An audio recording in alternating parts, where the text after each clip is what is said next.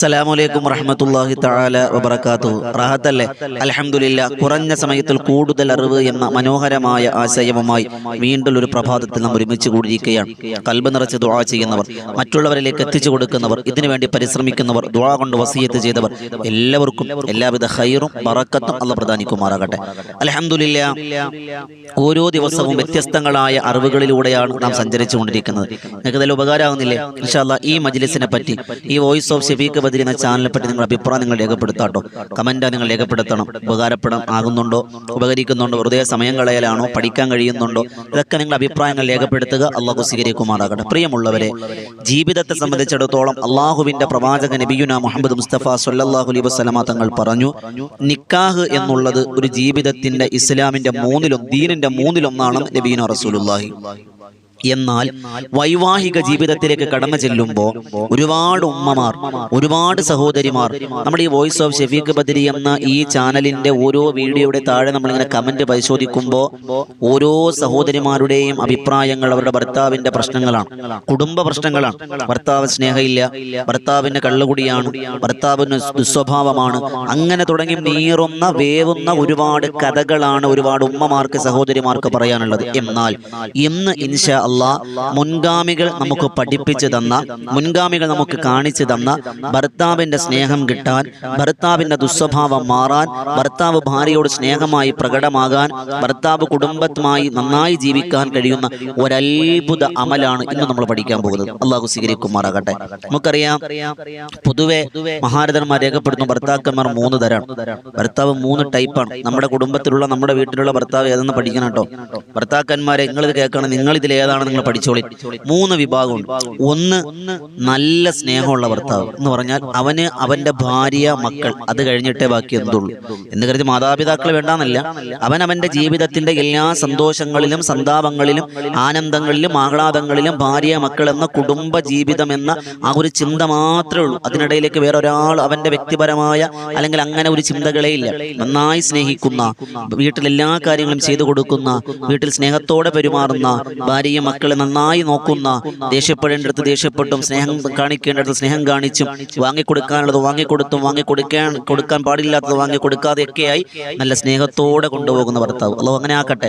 രണ്ടാമത്തെ എന്ന് പറഞ്ഞാൽ മോശം ഭർത്താവ് എന്ന് പറഞ്ഞാൽ ചിലവിന് കൊടുത്തെങ്കിലായി എപ്പോഴും കള്ളുകുടിയും അതുപോലെ ചൂതാട്ടവുമായി വേണ്ടാത്ത പ്രവർത്തനങ്ങളൊക്കെ നടത്തി, കുടുംബത്തിൽ ഒരു ഉത്തരവാദിത്വം ഇല്ല, ഭാര്യയോട് സ്നേഹമില്ല, മക്കളോട് സ്നേഹമില്ല, ഒന്ന് പറഞ്ഞ് രണ്ടിന് ചീത്ത വിളിയാണ്, ഉപദ്രവമാണ്, അങ്ങനെ തുടങ്ങി നീറി കഴിയുന്ന ഒരുപാട് സഹോദരിമാരുണ്ട്. അള്ളാഹു കാക്കട്ടെ.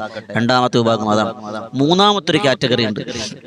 മൂന്നാമത്തെ എന്ന് പറഞ്ഞാൽ ചെലവിനോട് സാധനങ്ങൾക്ക് വേണ്ടതൊക്കെ കൊണ്ടിട്ട് കൊടുക്കും. അങ്ങനെ കിട്ടിയിട്ട് കാര്യമില്ലല്ലോ. പക്ഷെ സ്നേഹത്തോടൊരു നല്ല വാക്ക് പറയാൻ, സ്നേഹത്തോടെ ഒന്ന് സംസാരിക്കാൻ, മക്കളുടെ കൂടെ ഇരുന്ന് കുറച്ച് അല്പനേരം ചിലവഴിക്കാൻ, ഭാര്യയോടൊപ്പം അല്പനേരം ചിലവഴിക്കാൻ, അതിനൊന്നും സമയമില്ല.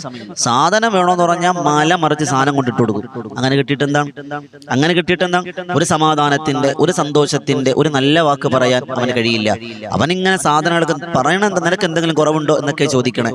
പക്ഷെ അങ്ങനെയുള്ള ഭർത്താവ് ആകാൻ പാടില്ല. ഒന്നാമത്തെ ഭർത്താവായി നമ്മൾ മാറണം എന്ന് പറഞ്ഞാൽ സ്നേഹത്തോടെ, ദേഷ്യപ്പെടേണ്ടടുത്ത് ദേഷ്യപ്പെട്ടും, ഇണങ്ങേണ്ടടുത്ത് ഇണങ്ങിയും, പിണങ്ങേണ്ടടുത്ത് പിണങ്ങിയും, നല്ല കുടുംബമാണ് അവന്റെ എല്ലാം, അവന്റെ ലോകമായി കഴിയുന്ന ഭർത്താവ്. അള്ളാഹു അങ്ങനെ ആക്കട്ടെ.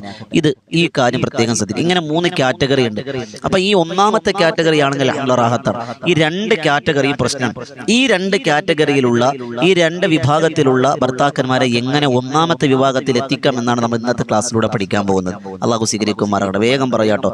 ഇൻഷാ അല്ലാഹ് നമ്മൾ ശ്രദ്ധിക്കാനുള്ള കാര്യം, നമ്മൾ ഒന്നാമത് നാം ശ്രദ്ധിക്കാനുള്ള കാര്യം, ഭർത്താവ് ദേഷ്യപ്പെടും.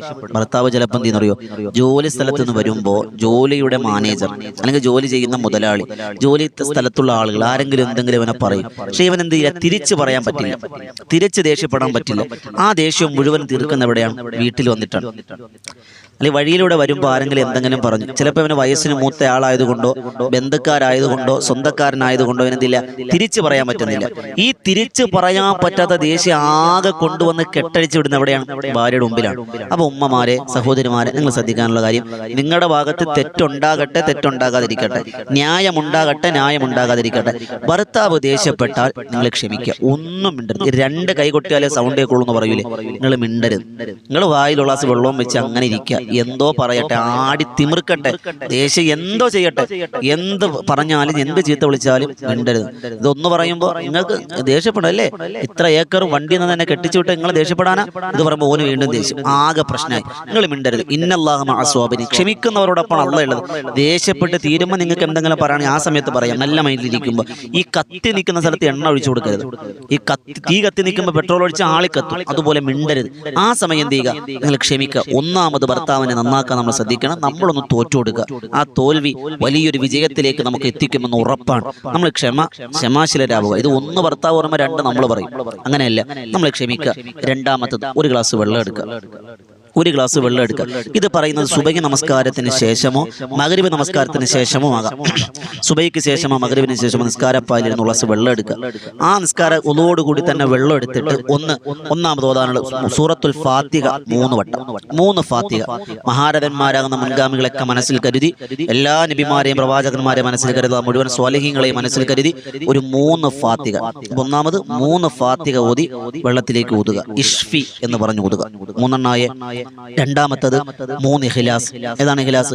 ഖുൽ ഹുവല്ലാഹു അഹദ് 3 വട്ടം. സൂറത്തുൽ ഫലക് 1 വട്ടം. ഖുൽ അഊദു ബിറബ്ബിൽ ഫലക് 1 വട്ടം. സൂറത്തുൻ നാസ് 1 വട്ടം. 1 വട്ടം. ഇത് ഓരോന്ന് ഓതുമ്പോഴും ഇഷ്ഫി എന്ന് പറഞ്ഞ് ആ വെള്ളത്തിലേക്ക് ഊതുക. എന്നിട്ട് അഞ്ചാമത്തത് ആയത്തുൽ കുർസി 3 എണ്ണം. അല്ലാഹു ലാ ഇലാഹ ഇല്ലാഹുൽ ഹയ്യുൽ ഖയ്യൂം. ഇതൊക്കെ അറിയാവുന്ന വേഗം പറഞ്ഞോ. ആയത്തുൽ കുർസി 3 എണ്ണം. അതുപോലെ തൗബയുടെ അവസാനം, സൂറത്തു തൗബയുടെ അവസാനം ലഖദ് ജാഅക്കും റസൂലുൻ മിൻ അൻഫുസിക്കും, അതെന്ത് ചെയ്യുക, 3 വട്ടം ഓതി വെള്ളത്തിലേക്ക് ഊതുക.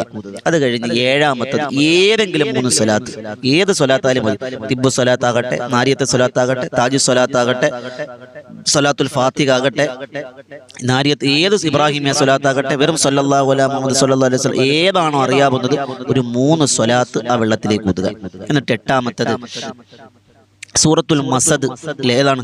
തബ്ബത്ത് യദാ അബീ ലഹബിൻ വതബ്ബ മാ ഗനാ അൻഹു മാലുഹു വമാ കസബ് സയസ്ലാ നാറൻ ദാത ലഹബിൻ വംറഅതു ഹമ്മാലത്തൽ ഹതബ് ഫീ ജീദിഹാ ഹബ്ലു മിൻ മസദ്. അതായത് ഖുൽ ഹുവല്ലാഹുവിന് തൊട്ട് മുമ്പുള്ള സൂറത്ത്. ഈ സൂറത്തുൽ മസദ് 9 വട്ടം ഓതുക. ഇവിടെയാണ് പിടിവള്ളി. 9 വട്ടം ഓതി വെള്ളത്തിലേക്ക് ഊതുക. എന്നിട്ട് 9ാമത്തത് സൂറത്തുൽ ഫുർഖാൻ. സൂറത്തുൽ ഫുർഖാൻ, അല്ലാഹ് ഫുർഖാൻ നിങ്ങൾ ഓതണ്ട.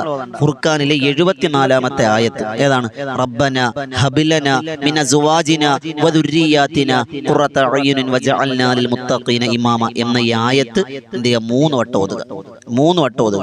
അങ്ങനെ ഈ 9 കാര്യങ്ങൾ എന്ത് ചെയ്യുക, ഈ 9 ഈ ആയത്തുകളും സൂറത്തുകളും ഓതി വെള്ളത്തിലേക്ക് ഇഷ്ഫി എന്ന് ഓരോന്ന് ഓതുക.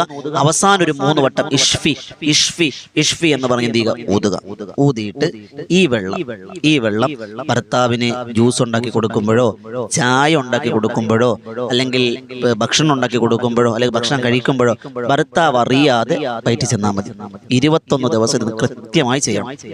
21 ദിവസം ഇൻഷാ അല്ലാഹ് മഹാരഥന്മാർ പറയുന്നു ഫലം ഉണ്ടാവും. അതായത് 21 ദിവസം എങ്ങനെ ചെയ്യും? അതിനിടയിൽ അശുദ്ധിയുടെ സമയം വരും, പ്രശ്നമില്ല. ഒരു 4 ദിവസം ചെയ്തു, അവിടെ സ്റ്റോപ്പ് ചെയ്യുക. അശുദ്ധിയായി ഒരു 7 ദിവസം കഴിഞ്ഞ് അശുദ്ധി മാറി, ആ 5ാമത്തെ ദിവസം തൊട്ട് വീണ്ടും കണ്ടിന്യൂ ചെയ്യുക. അങ്ങനെ 21 ദിവസം അമൽ ചെയ്യുക. അത്ര നിങ്ങൾ മനസ്സിലാക്കിയാൽ മതി. അശുദ്ധിയുടെ സമയം വന്നാൽ അതവിടെ നിർത്തിവെക്കുക, ഇവിടെ ബാക്കി തുടർന്നാൽ മതി. മനസ്സിലായില്ലേ? അപ്പൊ ഇങ്ങനെ 21 ദിവസം ചെയ്യുക. അപ്പൊ 2 കാര്യമായി. ഇനി ഒരു ടിപ്സ് കൂടി പറഞ്ഞുതരാം. 3ാമത്തത് സുബഹിക്ക് മുമ്പോ സുബഹിക്ക് മഗ്രിബിന് ശേഷമോ, ഒന്നുകിൽ സുബഹിക്ക് മുമ്പ് തഹജ്ജുദിന്റെ സമയത്ത് അല്ലെങ്കിൽ മഗ്രിബിന് ശേഷം. ഈ നേരത്തെ പറഞ്ഞ വെള്ളത്തിൽ മന്ത്രിക്കാനുള്ളത് സുബഹിക്ക് ശേഷവും മഗ്രിബിന് ശേഷം. ഇനി ഒരു കാര്യം കൂടി പറഞ്ഞുതരാം. ഞാൻ ഓരോരുത്തർക്കും ഓരോ തീവ്രതയാണല്ലോ, അതിന്റെ കൂട്ടത്തിൽ വേണമെങ്കിൽ ഇതും കൂടി ചെയ്യാം. എന്താണെന്നറിയോ? മഗ്രിബിന് ശേഷം അല്ലെങ്കിൽ സുബഹിക്ക് മുമ്പ് 2 റക്അത്ത് ഹാജത്ത് നിസ്കരിക്കുക. ഹാജത്ത് നിസ്കാരം അല്ലാഹു തആലക്ക് വേണ്ടി ഞാൻ നമസ്കരിക്കുന്നു എന്ന് പറഞ്ഞ് നിയത്ത് വെക്കുക. അല്ലാഹു അക്ബർ. വജ്ഹ് തോതി സൂറത്തുൽ ഫാത്തിഹ. സൂറത്തുൽ ഫാത്തിഹ ഓതിയിട്ട് നമ്മൾ സൂറത്തുൽ കാഫിറൂൻ, ഖുൽ യാ അയ്യുൽ കാഫിറൂൻ അറിയാലോ, 1 വട്ടം ഓതിയാൽ മതി. 1 വട്ടം ഓതിയിട്ട് നമ്മൾ നേരത്തെ പറഞ്ഞ സൂറത്തുൽ ഫുർഖാനിലെ റബ്ബന 74ാമത്തെ ആയത്ത് റബ്ബന ഹബ് ലനാ മിൻ അസ്വാജിന വദുർരിയാതിന ഖുറത അയ്യുനിൻ വജഅൽനാ ലിൽ മുത്തഖീന ഇമാമ ബിസ്മിയോടുകൂടി 3 വട്ടം ഓതുക. ഇവിടെ നേരെ റുക്കൂ ഓതുക, റുക്കൂയിൽ പോവുക, ഇഅ്തിദാലി സുജൂദ്, 2 സുജൂദ്, നേരെ എഴുന്നേറ്റ് വന്നിട്ട് 2ാം റക്അത്തിൽ ഫാത്തിഹ ഓതുക. ഫാത്തിഹ ഓതിട്ട് സൂറത്തുൽ ഇഖ്ലാസ് 1 വട്ടം ഓതുക. എന്നിട്ട് നേരത്തെ പറഞ്ഞ സൂറത്തുൽ ഫുർഖാനിലെ 74ാമത്തെ ആയത്ത് റബ്ബന ഹബ് ലനാ മിൻ അസ്വാജിന ബിസ്മിയോടുകൂടി 3 വട്ടം ഓതുക. 2 റക്അത്തിലും 1ാമത്തെ റക്അത്തിൽ സൂറത്തുൽ കാഫിറൂനയും സൂറത്തുൽ ഇഖ്ലാസ് 2 റക്അത്തിലായി. ഈ 2 റക്അത്തിലും 3 വട്ടം റബ്ബന ഹബ് ലനാ ബിസ്മിയോടുകൂടി പാരായണം ചെയ്യുക. എന്നിട്ട് സലാം വീട്ടുക, ആത്മാർത്ഥമായിട്ട് ദുആ ചെയ്യുക. ഈ നിസ്കാരം കഴിഞ്ഞിട്ട് വേണമെങ്കിൽ നേരത്തെ പറഞ്ഞ് രണ്ടും ഒരുമിച്ച് ചെയ്യാം. നിസ്കാരം കഴിഞ്ഞിട്ടാണെങ്കിൽ ഇത് ചെയ്യാമല്ലോ, ഈ വെള്ളം മന്ത്രിക്കാമല്ലോ. അപ്പോൾ നമ്മൾ സുബൈക്ക് മുമ്പ് ഈ നിസ്കാരം കഴിഞ്ഞു, സുബൈ നിസ്കരിച്ച് ശേഷം വെള്ളം എടുത്ത് അങ്ങനെ ചെയ്യാം. മഗ്‌രിബിന് ശേഷം ആകുമ്പോൾ നിസ്കാര ശേഷം വെള്ളം എടുത്ത് വെച്ച് അങ്ങനെ ഓതാം. അങ്ങനെ പ്രശ്നം വരുന്നില്ല. അത് പ്രത്യേകം ശ്രദ്ധിക്കുക.